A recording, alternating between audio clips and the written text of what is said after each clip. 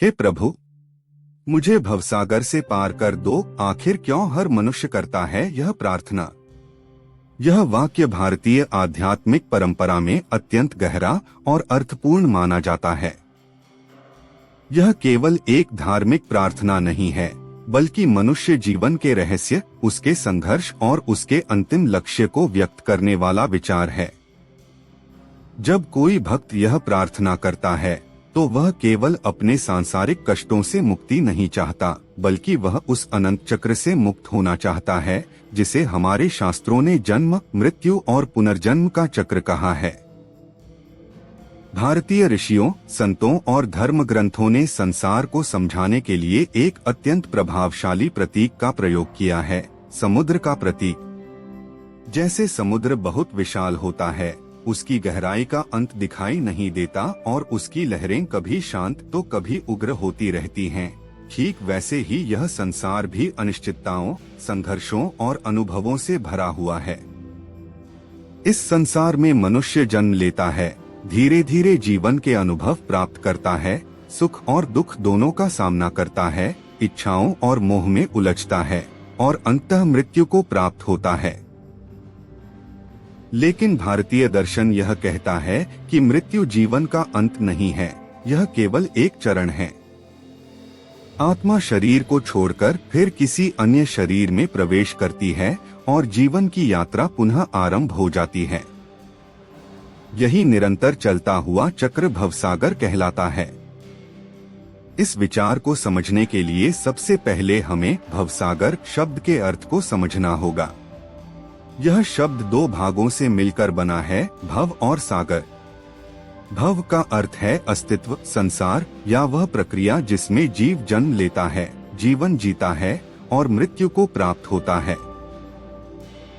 सागर का अर्थ है एक विशाल समुद्र जिसकी गहराई और विस्तार का कोई अंत नहीं दिखाई देता।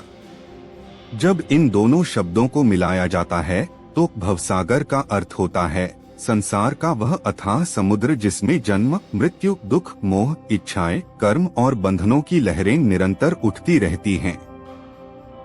धार्मिक दर्शन के अनुसार मनुष्य का जीवन केवल एक जन्म तक सीमित नहीं होता। मनुष्य अपने कर्मों के आधार पर जीवन के अनुभव प्राप्त करता है। यदि उसने अच्छे कर्म किए हैं तो उसे सुख और शांति का अनुभव होता है, और यदि उसने बुरे कर्म किए हैं तो उसे दुख और संघर्ष का सामना करना पड़ता है। लेकिन एक जीवन में सभी कर्मों का फल समाप्त नहीं हो पाता, इसलिए आत्मा को पुनः जन्म लेना पड़ता है। इस प्रकार जन्म, कर्म, फल, मृत्यु और पुनर्जन्म का जो अनंत चक्र चलता रहता है वही भवसागर है। भारतीय संतों ने इस भवसागर की अवधारणा को बहुत सरल और प्रभावशाली उदाहरणों के माध्यम से समझाया है। महान संत कबीर ने संसार को एक गहरे समुद्र की तरह बताया। उन्होंने कहा कि यह संसार ऐसा सागर है जिसमें अज्ञान, मोह और इच्छाओं की लहरें निरंतर उठती रहती हैं। जो मनुष्य इन लहरों में बह जाता है वह जीवन के वास्तविक उद्देश्य को भूल जाता है। लेकिन जो व्यक्ति ईश्वर के नाम को पकड़ लेता है वह इस समुद्र को पार करने का मार्ग प्राप्त कर लेता है। कबीर का जीवन स्वयं इस विचार का जीवंत उदाहरण है। वे एक साधारण परिवार में जन्मे थे, लेकिन उन्होंने अपने जीवन में यह अनुभव किया कि धन, पद, प्रतिष्ठा और सामाजिक पहचान सब अस्थायी हैं। उन्होंने देखा कि मनुष्य इन अस्थायी चीजों के पीछे भागते भागते अपने जीवन का वास्तविक उद्देश्य भूल जाता है। इसलिए उन्होंने अपने जीवन का आधार केवल ईश्वर के नाम को बनाया। उनके भजनों और दोहों में बार बार यह संदेश मिलता है कि मनुष्य को अपने भीतर के सत्य को पहचानना चाहिए और ईश्वर के नाम का स्मरण करना चाहिए, क्योंकि यही वह मार्ग है जो उसे भवसागर से पार करा सकता है। अब प्रश्न यह उठता है कि जब हम कहते हैं भवसागर से पार होना, तो इसका वास्तविक अर्थ क्या है? समुद्र को पार करना आसान नहीं होता। समुद्र में तूफान आते हैं, लहरें उठती हैं, दिशा का ज्ञान खो सकता है, और यदि किसी के पास सही साधन न हो तो वह समुद्र में डूब भी सकता है। इसी प्रकार संसार में भी मनुष्य को अनेक प्रकार की कठिनाइयों का सामना करना पड़ता है। कभी उसे आर्थिक संघर्ष झेलना पड़ता है, कभी संबंधों में दुख मिलता है, कभी इच्छाएं पूरी नहीं होती और कभी जीवन की अनिश्चितताएं उसे परेशान करती हैं। इन सब परिस्थितियों के बीच मनुष्य अक्सर यह भूल जाता है कि उसका जीवन केवल इन अनुभवों तक सीमित नहीं है। जब कोई व्यक्ति यह प्रार्थना करता है कि हे प्रभु मुझे भवसागर से पार कर दो, तो वह वास्तव में यह कह रहा होता है कि उसे केवल सांसारिक समस्याओं से ही नहीं बल्कि पूरे जन्म मृत्यु के चक्र से मुक्ति चाहिए। वह चाहता है कि उसकी आत्मा उस परम सत्य से मिल जाए जिसे हमारे शास्त्रों ने मोक्ष कहा है। मोक्ष का अर्थ है वह अवस्था जहां आत्मा को फिर से जन्म लेने की आवश्यकता नहीं रहती, जहां वह परम शांति और परम सत्य का अनुभव करती है। पार होना का अर्थ क्या है? इस प्रश्न को समझने के लिए हमें पहले यह समझना होगा कि भारतीय आध्यात्मिक परंपरा में पार होना केवल किसी स्थान से दूसरे स्थान तक पहुंच जाना नहीं है। यह एक गहरा आध्यात्मिक प्रतीक है। जब संत, ऋषि और भक्त कहते हैं कि मनुष्य को भवसागर से पार होना है, तो उनका संकेत जीवन के उस अंतिम लक्ष्य की ओर होता है जहां आत्मा संसार के बंधनों से मुक्त होकर परम सत्य का अनुभव करती है। जैसे कोई व्यक्ति विशाल समुद्र को पार करने के लिए साहस, धैर्य और सही साधन की आवश्यकता महसूस करता है, उसी प्रकार संसार के मोह, दुख, कर्म और अज्ञान से भरे इस जीवन को पार करने के लिए भी मनुष्य को आंतरिक शक्ति, ज्ञान और भक्ति की आवश्यकता होती है। कल्पना कीजिए कि कोई व्यक्ति एक अथाह समुद्र के बीच खड़ा है। चारों ओर केवल पानी ही पानी है, लहरें उठ रही हैं, कभी शांत तो कभी प्रचंड। कभी दिशा स्पष्ट दिखाई देती है और कभी सब कुछ धुंधला हो जाता है। यही स्थिति मनुष्य के जीवन की भी है। जीवन में कभी सुख के क्षण आते हैं तो कभी दुख की लहरें उठती हैं। कभी सब कुछ सहज और सुंदर लगता है तो कभी परिस्थितियां इतनी कठिन हो जाती हैं कि मनुष्य स्वयं को असहाय महसूस करने लगता है। ऐसे में जब कोई भक्त यह कहता है कि भगवान मुझे भवसागर से पार कर दो, तो वह केवल सांसारिक कठिनाइयों से छुटकारा नहीं चाहता बल्कि वह उस पूरे चक्र से मुक्ति चाहता है जिसमें जन्म, कर्म, दुख, मृत्यु और पुनर्जन्म का सिलसिला निरंतर चलता रहता है। पार होना का वास्तविक अर्थ है उस अवस्था तक पहुंचना जहां आत्मा इन सभी बंधनों से मुक्त हो जाती है। इसका अर्थ है जन्म और मृत्यु के चक्र से मुक्ति। इसका अर्थ है कर्मों के बंधन से मुक्त होकर उस स्थिति को प्राप्त करना जहां आत्मा को फिर किसी नए शरीर में जन्म लेने की आवश्यकता नहीं रहती। यह उस परम शांति और परम सत्य की प्राप्ति है जिसे भारतीय दर्शन में मोक्ष कहा गया है। मोक्ष का अर्थ केवल मृत्यु के बाद की कोई अवस्था नहीं है, बल्कि यह एक ऐसी चेतना की अवस्था है जिसमें मनुष्य अपने वास्तविक स्वरूप को पहचान लेता है और समझ जाता है कि वह केवल शरीर नहीं है बल्कि एक शाश्वत आत्मा है। भारतीय संतों और भक्तों ने इस विचार को अपने जीवन और अपने साहित्य के माध्यम से बहुत सरल भाषा में समझाया है। महान भक्त तुलसीदास ने अपने अमर ग्रंथ रामचरितमानस में बार बार यह बताया कि भगवान का नाम वह शक्ति है जो मनुष्य को संसार के बंधनों से मुक्त कर सकती है। उन्होंने यह अनुभव किया कि मनुष्य अपने जीवन में कितने ही प्रयास क्यों न कर ले, जब तक उसका मन ईश्वर के स्मरण से जुड़ा नहीं होता, तब तक उसे सच्ची शांति नहीं मिलती। तुलसीदास के अनुसार राम का नाम केवल एक शब्द नहीं है, यह एक आध्यात्मिक शक्ति है। वे कहते हैं कि राम नाम की महिमा इतनी महान है कि वह मनुष्य को जन्म और मृत्यु के समुद्र से भी पार करा सकती है। तुलसीदास का जीवन स्वयं इस सत्य का प्रमाण है। उन्होंने अपने जीवन में अनेक कठिनाइयों का सामना किया, लेकिन उनका विश्वास कभी नहीं डगमगाया। उन्होंने अपने जीवन का प्रत्येक क्षण भगवान राम की भक्ति में समर्पित कर दिया। उनके लिए संसार की सारी उपलब्धियां और सम्मान केवल क्षणिक थे, जबकि भगवान का नाम ही वह स्थायी सहारा था जो मनुष्य को भवसागर से पार कर सकता है।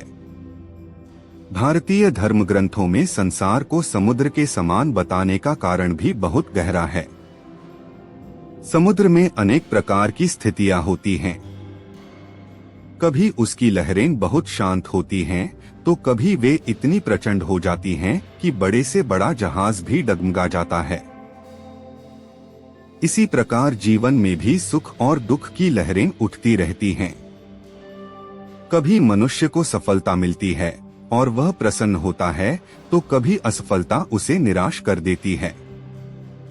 कभी परिस्थितियां इतनी अनुकूल होती हैं कि जीवन सहज प्रतीत होता है, और कभी वही जीवन कठिन संघर्षों से भर जाता है। समुद्र में कभी कभी भयंकर तूफान भी आते हैं। ये तूफान जहाजों को दिशा से भटका देते हैं और यात्रियों को भयभीत कर देते हैं। जीवन में भी ऐसी ही परिस्थितियां आती हैं। कभी अचानक बीमारी आ जाती है, कभी आर्थिक संकट आ जाता है, कभी संबंधों में टूटन हो जाती है। ऐसे समय में मनुष्य स्वयं को अस्थिर और असुरक्षित महसूस करता है। यही जीवन के तूफान हैं। समुद्र की गहराई भी बहुत रहस्यमयी होती है। उसकी गहराई का अंत दिखाई नहीं देता। उसी प्रकार अज्ञान भी मनुष्य के भीतर बहुत गहरा होता है। मनुष्य अपने वास्तविक स्वरूप को नहीं पहचान पाता। वह स्वयं को केवल शरीर और व्यक्तित्व तक सीमित समझ लेता है, जबकि भारतीय दर्शन कहता है कि मनुष्य का वास्तविक स्वरूप आत्मा है, और आत्मा न तो जन्म लेती है और न ही मरती है। यह अज्ञान ही वह गहराई है जो मनुष्य को संसार के बंधनों में बांधकर रखती है। समुद्र में भटक जाने का भी खतरा हमेशा रहता है। यदि किसी यात्री के पास सही दिशा न हो तो वह समुद्र में भटक सकता है। उसी प्रकार संसार में माया मनुष्य को भटका देती है। माया का अर्थ है वह आकर्षण जो मनुष्य को बाहरी वस्तुओं में उलझा देता है। धन, पद, प्रतिष्ठा, संबंध और इच्छाएं ये सभी जीवन का हिस्सा हैं, लेकिन जब मनुष्य इन्हें ही जीवन का अंतिम लक्ष्य समझने लगता है, तब वह माया के जाल में फंस जाता है। लेकिन जैसे समुद्र को पार करने के लिए नाव की आवश्यकता होती है, वैसे ही संसार के इस समुद्र को पार करने के लिए भी कुछ साधन बताए गए हैं। संतों और धर्म ग्रंथों ने बताया है कि भक्ति, ज्ञान, गुरु और भगवान का नाम ही वह साधन है जो मनुष्य को इस भवसागर से पार करा सकते हैं। भक्ति मनुष्य के हृदय को शुद्ध करती है और उसे ईश्वर के प्रति प्रेम से भर देती है। ज्ञान मनुष्य को यह समझने में सहायता करता है कि जीवन का वास्तविक स्वरूप क्या है। गुरु वह मार्गदर्शक होता है जो मनुष्य को सही दिशा दिखाता है। और भगवान का नाम वह शक्ति है जो मनुष्य के मन को स्थिर और शांत बना देती है। भक्ति परंपरा के महान संत गुरु नानक ने भी संसार को एक गहरे समुद्र के रूप में समझाया। उन्होंने कहा कि यह संसार इतना विशाल और जटिल है कि मनुष्य अपने बल पर इसे पार नहीं कर सकता। लेकिन यदि वह प्रभु के नाम को पकड़ ले, यदि वह ईश्वर का स्मरण करता रहे, तो वह संसार के तूफानों से भी सुरक्षित रह सकता है। गुरु नानक ने नाम सिमरन को जीवन का सबसे महत्वपूर्ण साधन बताया। उनके अनुसार जब मनुष्य निरंतर ईश्वर का स्मरण करता है, तो उसका मन धीरे धीरे शुद्ध और शांत होने लगता है। तब संसार की कठिनाइयां उसे उतना प्रभावित नहीं कर पाती जितना पहले करती थीं। संत लोग बार बार यह क्यों कहते हैं कि मनुष्य को भवसागर से पार होना चाहिए? इसका कारण यह है कि उनके अनुसार मनुष्य जीवन केवल भोग और संघर्ष के लिए नहीं मिला है। यदि जीवन का उद्देश्य केवल सुख सुविधाएं प्राप्त करना होता, तो मनुष्य और अन्य जीवों में कोई विशेष अंतर नहीं होता। लेकिन मनुष्य के पास सोचने, समझने और आत्मचिंतन करने की क्षमता है। यही क्षमता उसे यह समझने में सहायता करती है कि जीवन का वास्तविक उद्देश्य क्या है। संतों के अनुसार मनुष्य जीवन का वास्तविक उद्देश्य 3 मुख्य बातों में छिपा है: आत्मा को पहचानना, ईश्वर को पाना और जन्म मृत्यु के चक्र से मुक्त होना। जब मनुष्य अपने भीतर की आत्मा को पहचान लेता है, तब उसे यह समझ में आने लगता है कि वह केवल शरीर नहीं है। जब वह ईश्वर के साथ अपने संबंध को अनुभव करता है, तब उसके भीतर गहरी शांति उत्पन्न होती है। और जब वह इस सत्य को पूरी तरह समझ लेता है, तब वह धीरे धीरे संसार के बंधनों से मुक्त होने लगता है। महान संत रामकृष्ण परमहंस ने इस विषय को बहुत सुंदर उदाहरण के माध्यम से समझाया। वे कहा करते थे कि मनुष्य को संसार से भागने की आवश्यकता नहीं है। संसार में रहकर भी आध्यात्मिक जीवन जिया जा सकता है। वे कहते थे कि जैसे कमल का फूल पानी में रहता है लेकिन पानी से अछूता रहता है, वैसे ही मनुष्य भी संसार में रहते हुए माया से ऊपर उठ सकता है। यदि उसका मन भगवान में स्थिर है तो संसार की परिस्थितियां उसे डुबा नहीं सकती। भवसागर को समझने के लिए एक सरल उदाहरण भी लिया जा सकता है। कल्पना कीजिए कि संसार एक विशाल समुद्र है और मनुष्य उस समुद्र में तैरता हुआ एक यात्री है। यदि वह अकेला है और उसके पास कोई साधन नहीं है तो समुद्र की लहरें उसे डुबा सकती हैं। लेकिन यदि उसके पास एक मजबूत नाव है और कोई अनुभवी नाविक है जो उसे सही दिशा में ले जा सके, तो वह सुरक्षित रूप से किनारे तक पहुंच सकता है। इसी प्रकार भगवान का नाम, भक्ति, ज्ञान और गुरु वह नाव हैं जो मनुष्य को संसार के समुद्र से पार करा सकते हैं। भक्ति परंपरा की महान संत मीराबाई का जीवन भी इस सत्य का सुंदर उदाहरण है। वे एक राजघराने में जन्मी थीं और उनके पास संसार की सारी सुविधाएं थीं, लेकिन उनके हृदय में केवल भगवान कृष्ण के प्रति प्रेम था। उन्होंने महसूस किया कि संसार की सारी संपत्ति और सम्मान भी उस आनंद की तुलना में बहुत छोटे हैं जो ईश्वर की भक्ति में मिलता है। इसलिए उन्होंने अपने जीवन को कृष्ण भक्ति के मार्ग में समर्पित कर दिया। मीराबाई के भजनों में बार बार यह भाव प्रकट होता है कि कृष्ण ही उनके जीवन का आधार हैं। उनके लिए कृष्ण केवल एक देवता नहीं थे, बल्कि उनके जीवन के साथी, मार्गदर्शक और रक्षक थे। वे मानती थीं कि संसार का यह समुद्र बहुत विशाल है और इसे पार करने के लिए केवल भगवान की भक्ति ही सच्चा सहारा है। इसलिए उनके भजनों में यह भाव स्पष्ट दिखाई देता है कि कृष्ण ही वह नाव हैं जो भक्त को भवसागर से पार करा सकते हैं। पार होना का अर्थ केवल जीवन की कठिनाइयों से बच निकलना नहीं है, बल्कि यह आत्मा की उस यात्रा का प्रतीक है जो उसे अज्ञान से ज्ञान की ओर, बंधन से मुक्ति की ओर और अस्थायी संसार से परम सत्य की ओर ले जाती है। जब मनुष्य इस सत्य को समझ लेता है और अपने जीवन को उसी दिशा में समर्पित कर देता है, तब उसके लिए भवसागर से पार होने का मार्ग धीरे धीरे स्पष्ट होने लगता है। भारतीय भक्ति साहित्य में भवसागर का विचार अत्यंत गहराई से उपस्थित है। जब हम संतों के भजन, दोहे और पद पढ़ते या सुनते हैं तो बार बार यह अनुभव होता है कि वे संसार को केवल भौतिक जीवन के रूप में नहीं देखते, बल्कि एक ऐसी आध्यात्मिक यात्रा के रूप में देखते हैं जिसमें मनुष्य को अपने भीतर के सत्य की खोज करनी होती है।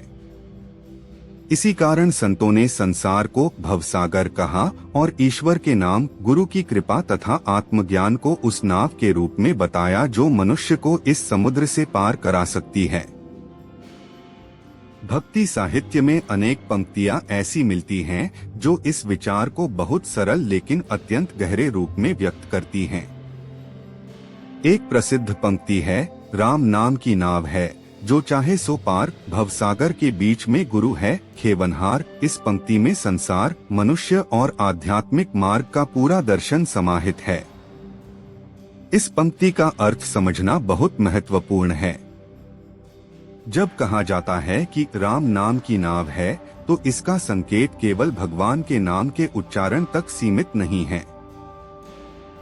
यहाँ राम एक आध्यात्मिक प्रतीक है जो उस परम सत्य का प्रतिनिधित्व करता है जो समस्त सृष्टि का आधार है। संतों का कहना है कि जब मनुष्य अपने मन को ईश्वर के स्मरण में स्थिर कर लेता है, जब उसका जीवन ईश्वर के प्रति प्रेम और विश्वास से भर जाता है, तब वही स्मरण उसके लिए नाव बन जाता है। जैसे नाव समुद्र के बीच में खड़े व्यक्ति को डूबने से बचाकर किनारे तक पहुंचा देती है, वैसे ही भगवान का नाम मनुष्य को संसार के दुखों, मोह और भ्रम से बचाकर आध्यात्मिक शांति की ओर ले जाता है। इस पंक्ति का दूसरा भाग कहता है कि भवसागर के बीच में गुरु है खेवनहार। इसका अर्थ यह है कि केवल नाव होना ही पर्याप्त नहीं है, उसे चलाने वाला भी चाहिए।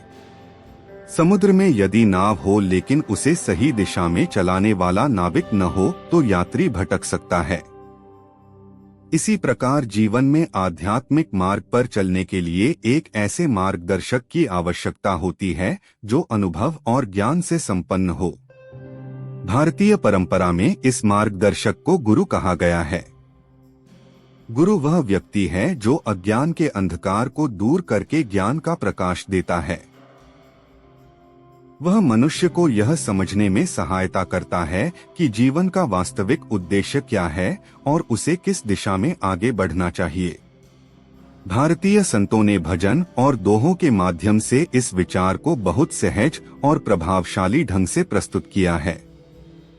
वे जानते थे कि गूढ़ दार्शनिक विचारों को यदि सरल भाषा में व्यक्त न किया जाए तो सामान्य मनुष्य उन्हें समझ नहीं पाएगा। इसलिए उन्होंने आध्यात्मिक सत्य को गीतों, भजनों और कविताओं के माध्यम से व्यक्त किया। जब कोई भक्त भजन गाता है या दोहा सुनता है तो वह केवल शब्द नहीं सुन रहा होता, बल्कि वह उन शब्दों के माध्यम से एक गहरे अनुभव से जुड़ रहा होता है। इसी संदर्भ में महान संत स्वामी विवेकानंद का विचार भी अत्यंत महत्वपूर्ण है। उन्होंने कहा था कि मनुष्य के भीतर अनंत शक्ति निहित है। उनका विश्वास था कि प्रत्येक मनुष्य के भीतर दिव्यता का बीज मौजूद है, लेकिन अधिकांश लोग इस दिव्यता को पहचान नहीं पाते क्योंकि वे स्वयं को केवल शरीर और व्यक्तित्व तक सीमित समझ लेते हैं। जब मनुष्य आत्मज्ञान प्राप्त करता है तब उसे यह अनुभव होता है कि उसकी वास्तविक पहचान शरीर नहीं बल्कि आत्मा है। यही आत्मज्ञान उसे संसार के बंधनों से मुक्त होने की दिशा में ले जाता है। स्वामी विवेकानंद ने बार बार यह कहा कि आध्यात्मिकता का अर्थ संसार से भागना नहीं है। उन्होंने लोगों को यह सिखाया कि जीवन के बीच में रहते हुए भी आध्यात्मिक उन्नति संभव है। उनका संदेश था कि मनुष्य को अपने भीतर की शक्ति को पहचानना चाहिए, अपने विचारों को शुद्ध करना चाहिए और अपने जीवन को उच्च आदर्शों के लिए समर्पित करना चाहिए। जब मनुष्य ऐसा करता है तब वह धीरे धीरे उस स्थिति की ओर बढ़ता है जहां संसार के बंधन उसे बांध नहीं पाते। अब यह प्रश्न उठता है कि आखिर यह भवसागर बना क्यों है? यदि जीवन इतना कठिन और जटिल है तो इसके पीछे क्या कारण है? भारतीय दर्शन इस प्रश्न का उत्तर बहुत गहराई से देता है। इसके अनुसार संसार का यह चक्र 3 मुख्य कारणों से चलता है: कर्म, माया और अविद्या। सबसे पहला कारण है कर्म। कर्म का सिद्धांत भारतीय दर्शन का एक अत्यंत महत्वपूर्ण सिद्धांत है। इसका अर्थ है कि मनुष्य अपने प्रत्येक विचार, शब्द और कार्य के माध्यम से कर्म करता है और हर कर्म का परिणाम अवश्य मिलता है। यदि कोई व्यक्ति अच्छा कर्म करता है तो उसे उसका शुभ फल मिलता है। यदि वह बुरा कर्म करता है तो उसका परिणाम भी उसे भुगतना पड़ता है। लेकिन जीवन इतना छोटा होता है कि उसमें सभी कर्मों का फल समाप्त नहीं हो पाता। इसलिए आत्मा को फिर से जन्म लेना पड़ता है ताकि वह अपने कर्मों का फल प्राप्त कर सके। इस प्रकार जीवन का एक चक्र बन जाता है, जन्म, कर्म, फल, मृत्यु और पुनर्जन्म। यही चक्र बार बार चलता रहता है और यही भवसागर कहलाता है।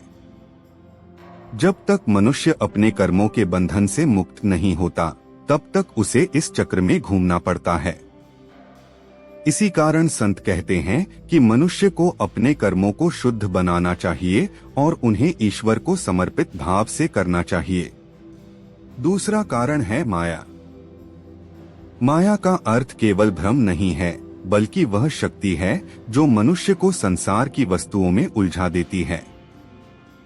धन, पद, प्रतिष्ठा, संबंध, शरीर और इच्छाएं, ये सभी जीवन का हिस्सा हैं।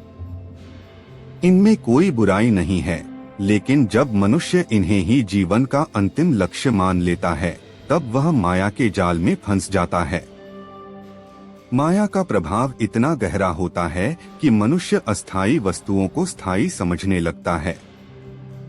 वह यह भूल जाता है कि संसार की हर वस्तु परिवर्तनशील है और एक दिन समाप्त हो जाएगी। तीसरा कारण है अविद्या अर्थात अज्ञान। अविद्या का अर्थ है अपने वास्तविक स्वरूप को न जानना। भारतीय दर्शन के अनुसार मनुष्य का वास्तविक स्वरूप आत्मा है और आत्मा शाश्वत है। वह न जन्म लेती है और न मरती है। लेकिन जब मनुष्य स्वयं को केवल शरीर समझने लगता है, तब वह दुख और मोह में फंस जाता है। यही अज्ञान उसे संसार के बंधनों में बांध कर रखता है। जब ज्ञान का प्रकाश होता है, तब मनुष्य समझ पाता है कि वह केवल शरीर नहीं, बल्कि एक शाश्वत आत्मा है। संतों और धर्म ग्रंथों ने यह भी बताया है कि भवसागर से पार होने के कई मार्ग हैं। भारतीय आध्यात्मिक परंपरा में 5 प्रमुख मार्गों का उल्लेख मिलता है। पहला है भक्ति मार्ग। भक्ति का अर्थ है ईश्वर के प्रति प्रेम और समर्पण। जब मनुष्य ईश्वर के नाम का जप करता है, भजन करता है और अपने जीवन को ईश्वर की इच्छा के अनुसार जीने का प्रयास करता है, तब उसका मन धीरे धीरे शुद्ध और शांत होने लगता है। दूसरा मार्ग है ज्ञान मार्ग। इस मार्ग में मनुष्य आत्मा और ब्रह्मा के सत्य को समझने का प्रयास करता है। वह यह जानने की कोशिश करता है कि जीवन का वास्तविक स्वरूप क्या है और उसकी आत्मा का परम सत्य से क्या संबंध है। जब यह ज्ञान स्पष्ट हो जाता है, तब अज्ञान का अंधकार समाप्त होने लगता है। तीसरा मार्ग है कर्म योग। इसका अर्थ है अपने कर्तव्यों को निष्काम भाव से करना। जब मनुष्य अपने कर्मों को केवल फल की इच्छा से नहीं, बल्कि कर्तव्य और सेवा की भावना से करता है, तब उसके कर्म उसे बांधते नहीं बल्कि मुक्त करने लगते हैं। चौथा मार्ग है ध्यान और योग। ध्यान के माध्यम से मनुष्य अपने मन को शांत करता है और अपने भीतर की चेतना से जुड़ता है। जब मन स्थिर हो जाता है, तब आत्मा का अनुभव संभव हो जाता है। पांचवा मार्ग है गुरु का मार्ग। गुरु वह व्यक्ति होता है जो स्वयं आध्यात्मिक अनुभव प्राप्त कर चुका होता है और जो दूसरों को भी उस अनुभव की ओर ले जाने की क्षमता रखता है। सच्चे गुरु का मार्गदर्शन मनुष्य के जीवन में एक दीपक की तरह होता है जो अंधकार में भी दिशा दिखाता है। इन सभी मार्गों की चर्चा हमारे महान धर्म ग्रंथों में भी मिलती है। पवित्र ग्रंथ भगवद गीता में भगवान कृष्ण ने अर्जुन को यही शिक्षा दी कि मनुष्य को अपने कर्तव्य का पालन करते हुए ईश्वर में श्रद्धा रखनी चाहिए। उन्होंने बताया कि जो व्यक्ति भक्ति, ज्ञान और निष्काम कर्म के मार्ग पर चलता है, वह धीरे धीरे संसार के दुखों से ऊपर उठ जाता है। भारतीय धर्म ग्रंथों में संसार की तुलना समुद्र से करने का कारण भी यही है कि यह प्रतीक मनुष्य को जीवन की वास्तविकता समझाने में बहुत प्रभावी है। समुद्र की लहरें कभी शांत होती हैं और कभी बहुत उग्र हो जाती हैं। उसी प्रकार जीवन में भी कभी सुख के क्षण आते हैं और कभी दुख के। समुद्र में कभी तूफान आता है जो जहाजों को हिला देता है, उसी प्रकार जीवन में भी कठिनाइयां आती हैं जो मनुष्य को भीतर से हिला देती हैं। समुद्र की गहराई इतनी होती है कि उसका अंत दिखाई नहीं देता। उसी प्रकार अज्ञान भी इतना गहरा होता है कि मनुष्य को अपने वास्तविक स्वरूप का ज्ञान नहीं हो पाता और समुद्र में भटक जाने का खतरा हमेशा रहता है। ठीक उसी तरह संसार में माया मनुष्य को भटका देती है। लेकिन जैसे समुद्र को पार करने के लिए नाव और नाविक की आवश्यकता होती है, वैसे ही भवसागर को पार करने के लिए भी कुछ साधनों की आवश्यकता होती है। संतों ने बताया है कि भक्ति, ज्ञान, गुरु और ईश्वर का नाम ही वह साधन है जो मनुष्य को इस भवसागर से पार करा सकते हैं। जब मनुष्य ईश्वर के प्रति प्रेम और विश्वास के साथ भक्ति करता है तो उसका मन धीरे धीरे शांत होने लगता है। जब वह ज्ञान प्राप्त करता है तो उसे यह समझ में आने लगता है कि शरीर नश्वर है लेकिन आत्मा अमर है। जब उसे सच्चे गुरु का मार्गदर्शन मिलता है तो उसका अज्ञान दूर होने लगता है और उसे सही दिशा मिलती है। और जब वह ईश्वर के नाम का स्मरण करता है तो उसके भीतर एक ऐसी शक्ति उत्पन्न होती है जो उसे संसार के दुखों से ऊपर उठने में सहायता करती है।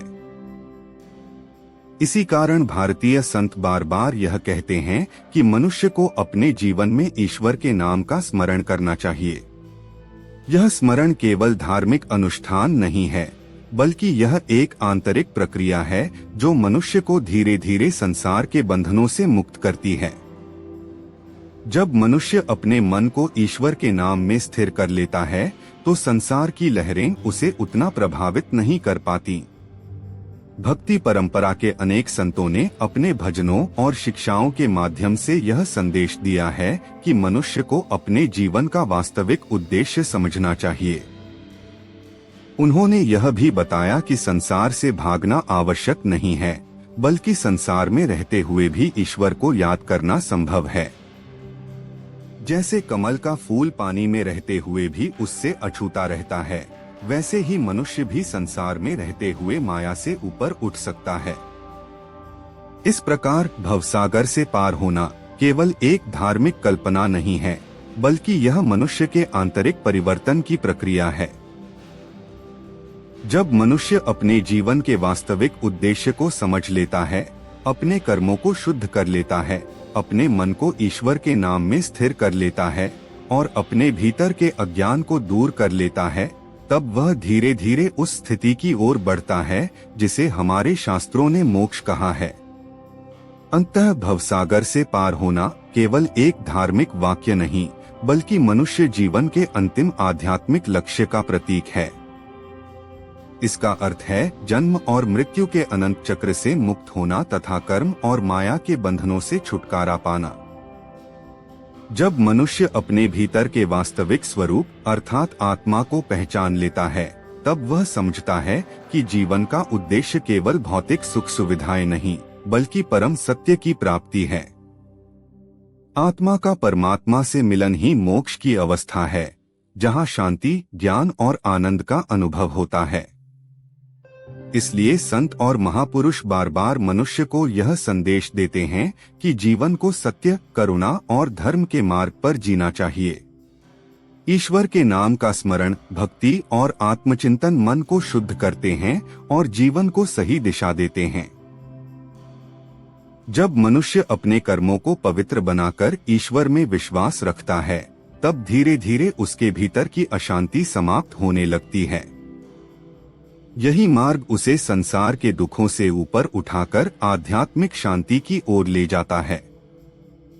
इसलिए संतों की वाणी में बार बार यह संदेश मिलता है कि जो व्यक्ति ईश्वर का स्मरण करता है और सत्य जीवन जीता है, वही अंततः भवसागर से पार होने का मार्ग पा लेता है।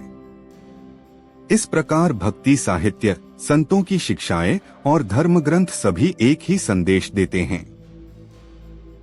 मनुष्य जीवन का उद्देश्य केवल भौतिक उपलब्धियां प्राप्त करना नहीं है। उसका वास्तविक उद्देश्य आत्मज्ञान प्राप्त करना और परम सत्य का अनुभव करना है। जब मनुष्य इस सत्य को समझ लेता है और अपने जीवन को उसी दिशा में समर्पित कर देता है, तब उसके लिए भवसागर से पार होने का मार्ग धीरे धीरे स्पष्ट हो जाता है।